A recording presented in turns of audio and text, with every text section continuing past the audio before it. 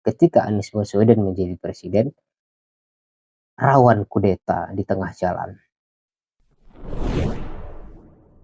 Di musim politik ini semua orang berbicara politik di mana saja, baik itu di warung kopi, di kampus, ataupun bahkan di rumah-rumah setiap orang bicara politik. Televisi setiap kali dibuka pembicaraannya politik. YouTube kita lihat algoritmanya politik. Jadi kita tidak bisa lepas dari pembicaraan politik. Di pertemuan ini saya ingin membahas pengandaian jika Anies Baswedan menjadi presiden, apa yang terjadi. Nah, ini ada beberapa hal yang mungkin akan menjadi persoalan, bukan persoalan hanya persoalan, tapi tantangan ya, Mas Indonesia ke depan, bukan hanya soal Aniesnya gitu. Kalau Anies menjadi presiden, pertama kali yang menjadi sorotan adalah satu, IKN. Apakah IKN itu akan berjalan atau tidak? Setiap kali kita mendengar jawaban dari Anies Baswedan di berbagai YouTube channel ataupun di televisi, dia selalu mengatakan bahwa dia akan menyelesaikan suatu prioritas yang lebih dibutuhkan, yaitu pembangunan desa, pembangunan kota gitu. Bukan menghabiskan anggaran hanya untuk IKN, membangun istana negara. Tanpa IKN, tanpa istana negara pun, negara ini akan tetap berjalan. Semua pemerintahan akan tetap bisa berjalan. Artinya kantor itu bukan menjadi prioritas. Itu pemikiran yang sangat sederhana yang bisa diterima oleh setiap orang, betul. Tapi persoalannya adalah IKN itu sudah menjadi undang-undang. Kan begitu. IKN itu memiliki anggaran yang besar.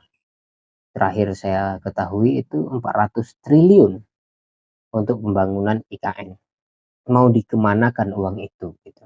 Itu pertama. Maka IKN itu potensi mangkrak. Kenapa begitu? Ya karena memang Anies Baswedan muncul sebagai antitesa Jokowi. Oleh karena itu KKN itu bukan prioritas itu. Apa yang terjadi jika IKN tidak dijalankan atau mangkrak? Maka yang terjadi adalah hutan yang sudah dieksploitasi untuk pembangunan IKN itu akan menjadi tempat suram gitu, yang tidak produktif, potensi banjir dan sebagainya. Itu yang terjadi. Ini tentu kalau kita bicara ekonominya dan pengaruh pada masyarakat setempat itu sangat besar. Maka jika IKN tidak dijalankan, itu akan menjadi persoalan yang panjang. Itu minusnya kalau Anies Baswedan menjadi presiden. Yang kedua adalah rekonstruksi penegakan hukum akan terjadi. Apa itu rekonstruksi? Pembangunan penguatan penegakan hukum. Kenapa begitu? Karena memang gennya Anies Baswedan itu bukan gen orang yang memiliki permasalahan politik di masa lalu. Jadi hukum ini menjadi target utama. Penegakan hukum, rasa keadilan itu harus ada. Maka kita akan melihat bagaimana rekonstruksi permasalahan-permasalahan hukum yang belum tuntas sampai hari ini itu akan dituntaskan dengan berbagai macam persoalan, berbagai macam keributan, berbagai macam yang terjadi, tapi tujuannya adalah untuk keadilan. Itu luar biasa dan itulah yang dinanti-nantikan oleh masyarakat. Penegakan hukum, rasa keadilan harus dirasakan. Dan kemungkinan juga persoalan KM50 itu akan diangkat lagi gitu. Kalau Anies Baswedan menjadi presiden. Bukan hanya KM50 tapi Munir, kematian Munir juga, penculikan aktivis 98 semua akan dibongkar. Karena Anies Baswedan di sini dalam tanda petik tanpa beban. Dia bukan orang partai, dia bukan eh, militer, itu kan dia hanyalah masyarakat sipil yang hari ini memiliki popularitas. Yang ketiga, apa yang terjadi? Koruptor akan ditekan oleh Anies Baswedan. Lagi-lagi memang kenapa ada korupsi itu karena ada perintah partai. Nah, Anies Baswedan itu bukan, petugas partai. Ketika partai mengantarkannya menjadi presiden, maka kontraknya dengan partai itu hanyalah kontrak antara politisi, kan gitu. Jadi potensi untuk menekan koruptor itu lebih besar pada Anies Baswedan.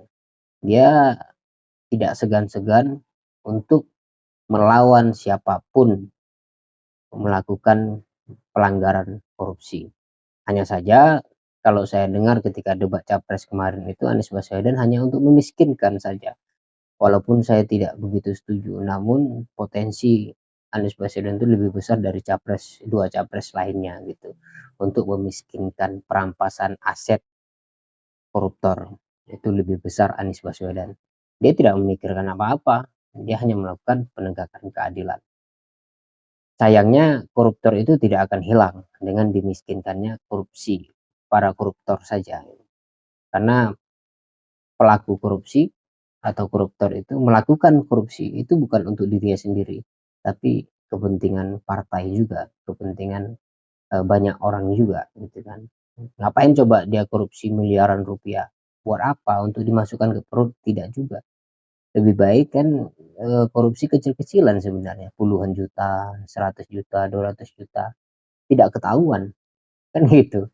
Ini miliaran, ya pasti kepentingan untuk banyak orang. Oke, yang ketiga adalah soal pendidikan. Soal pendidikan relatif, rumusnya sederhana.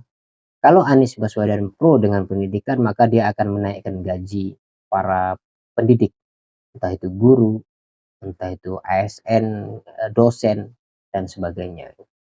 Karena dengan itu maka akan ada persaingan yang lebih ketat. Gitu. Juga memperbaiki sistem dalam pendidikan itu, proporsionalitas sertifikat pengajar itu penting. Jadi pengajar itu hanya boleh mengajar sesuai dengan jurusannya saja. Namun belakangan ini kalau kita lihat di berbagai kampus ada dosen yang dia itu mengajarnya ilmu pemikiran Islam saja. Nah, sertifikat dosennya pemikiran Islam gitu, tapi dia juga mengajar logika, mengajar hermeneutik dan sebagainya, itu yang terjadi. Akhirnya apa? Tidak maksimal gitu kan. Itu penting. Kalau Anies Baswedan peduli dengan pendidikannya, maka relatif gitu. Juga soal apa namanya pendidikan itu apakah perlu gratis atau tidak itu juga relatif sesuai dengan kepentingan masyarakat. Kalau masyarakat itu memiliki ekonomi yang cukup, persoalan ekonomi selesai, maka tidak perlu gratis pun masyarakat siap untuk belajar itu. Jadi kalau mindset masyarakat itu masih kuliah atau sekolah itu hanya untuk mencari kerja dan sebagainya itu, maka gratis pun dia tidak akan menjadi apa-apa.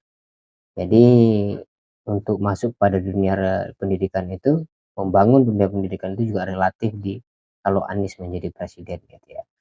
Yang keempat adalah oposisi.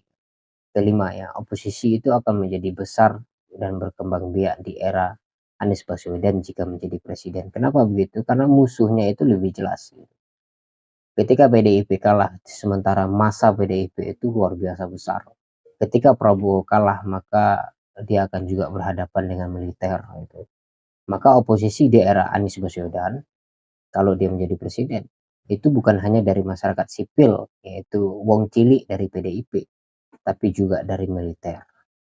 Dan itu luar biasa. Yang terakhir adalah ketika Anies Baswedan menjadi presiden, rawan kudeta di tengah jalan. Itu yang terjadi. Maka memang eh, secara umum sulit sebenarnya Anies Baswedan itu menjadi presiden dari berbagai macam plus minusnya tadi. Terima kasih. Wassalam.